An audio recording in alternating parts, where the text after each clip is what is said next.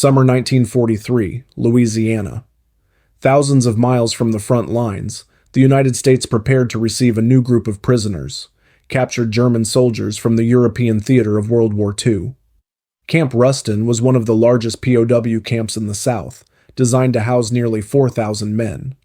Rows of wooden barracks stretched across flat fields, surrounded by barbed wire, guard towers, and the hum of military life. For most Americans, the war was about combat, tanks, and bombs. For these prisoners, it was about survival in a strange land, under rules they barely understood. The U.S. Army had strict guidelines. No prisoners were to be mistreated, they were to be fed, clothed, and given work assignments. But human nature and ideology were not so easily controlled. The first arrivals came in long, rumbling trains. They were thin, tired, and suspicious. Many had spent months in camps in England or North Africa. Some were seasoned soldiers, others had been forced into service. Almost immediately, the camp staff noticed divisions forming. Ordinary soldiers wanted calm, routine, and safety. But a small minority, men loyal to Nazi ideology, aimed to dominate the barracks. American officers were aware of this faction, often called the fanatics. They controlled social life inside certain barracks, spreading propaganda, intimidating those who did not comply, and even challenging the authority of the guards. For the average POW, refusing to cooperate meant social isolation or worse. For the Americans, the challenge was to maintain order without turning a POW camp into a battlefield. In the first months, tensions were visible but contained. Work assignments, recreational activities, and strict schedules helped keep the camp calm. Soccer matches, music, and libraries became lifelines for men far from home. But under the surface, influence battles were brewing. The radicals were organized. They monitored new arrivals, spread coded messages, and ensured that no one challenged their rules. They even created informal tribunals to judge prisoners who failed to comply. These tribunals had no authority under U.S. law, but inside the barracks they ruled as effectively as officers. Meanwhile, American officials began documenting every incident. Reports described secret meetings, intimidation, and even isolated attempts to resist the radicals. Officers realized that while the men were prisoners, the battle for control over their behavior was far from over. The arrival of new prisoners only intensified the situation. The radicals saw opportunities to recruit loyal followers and solidify power. American officers, understanding the risk, began planning interventions, segregating hardline Nazis from the general population to prevent influence from spreading. Camp Ruston was quiet, orderly, for now. But beneath the surface, the seeds of conflict were already planted, and as winter approached, the American commanders would discover just how volatile a group of men can be, even thousands of miles from the front. Fall 1943, Louisiana. The heat of summer gave way to the cool, damp air of autumn. At Camp Ruston, tensions were rising. The radicals had consolidated power in several barracks, and the Americans had grown increasingly concerned. Ordinary prisoners whispered about unfair treatment. Complaints to the camp staff were common, but the radicals quickly silenced dissent through intimidation, shunning, or threats. American officers monitored daily routines closely. Work assignments in the mess halls, workshops, and fields were designed to keep prisoners busy and minimize conflict. But in the evenings, when lights dimmed and guards performed routine patrols, the radicals exerted influence.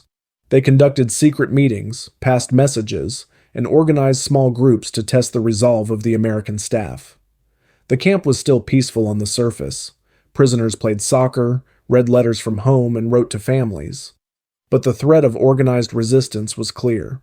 Guards reported that some barracks had become mini-states, operating under rules set by the fanatics rather than the U.S. Army. The average prisoner was caught in a subtle form of coercion: obey the radicals or risk isolation. By November, the U.S. authorities decided action was needed. Plans were drawn to separate the radical leaders from the general population and transfer them to high-security camps. The goal was to prevent an organized uprising and maintain overall camp stability.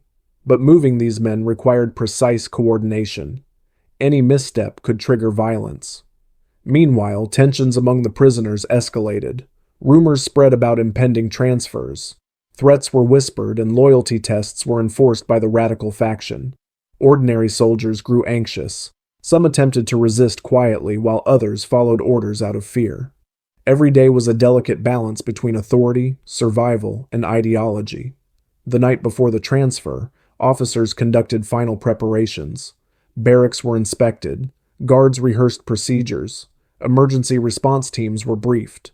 The Americans knew the risk. If the prisoners resisted, the camp could descend into chaos.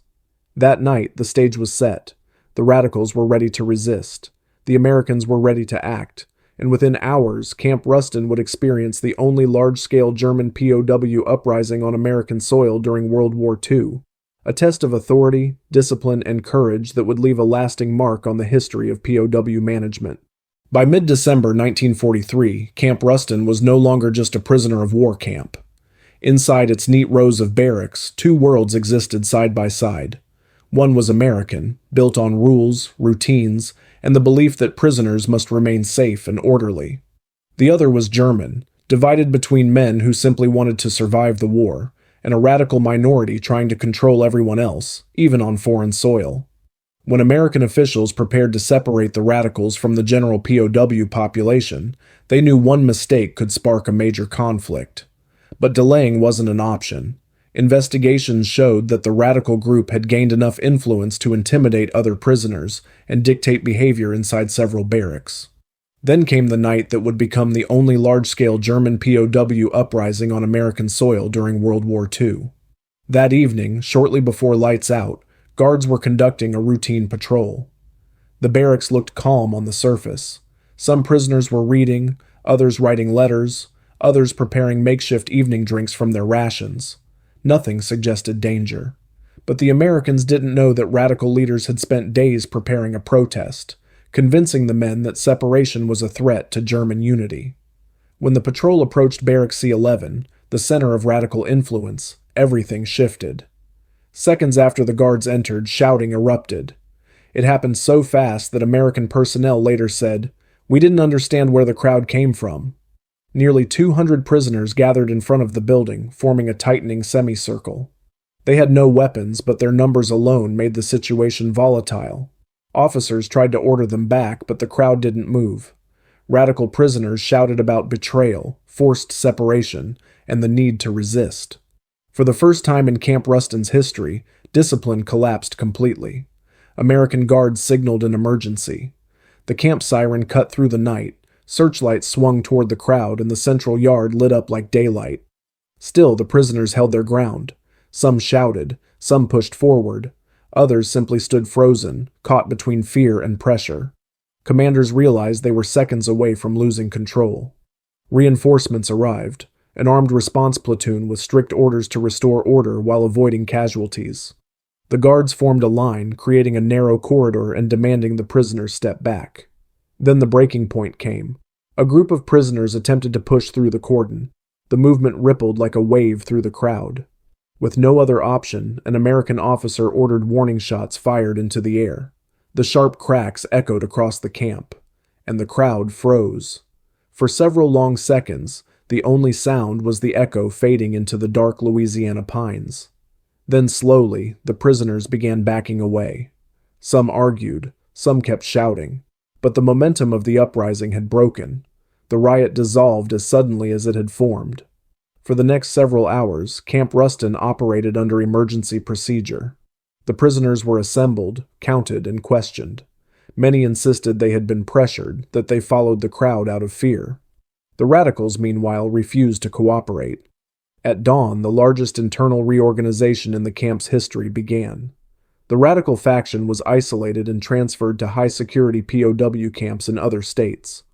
The rest were moved to calmer sections to prevent further intimidation. The U.S. Army's official report summarized the event clearly. Camp Ruston experienced organized resistance, but order was restored without casualties. The incident was a wake-up call. It proved that even thousands of miles from the front, the ideological structures forged in Germany were still active. Even in a camp where prisoners had food, shelter, work, and relative safety, radical pressure could ignite a dangerous atmosphere. The Ruston Uprising remained the only documented mass disturbance involving German prisoners in the United States during the war. It showed that conflict is not only about weapons and battles, it is also about fear, loyalty, and control, which can follow men across oceans. After the radicals were removed, Camp Ruston returned to normal life. Soccer games returned. The camp orchestra played again. Workshops reopened. And the night of the uprising became a story few wanted to talk about, but one that today stands as a reminder. Ideology can cross oceans, but order is always a matter of decisive action.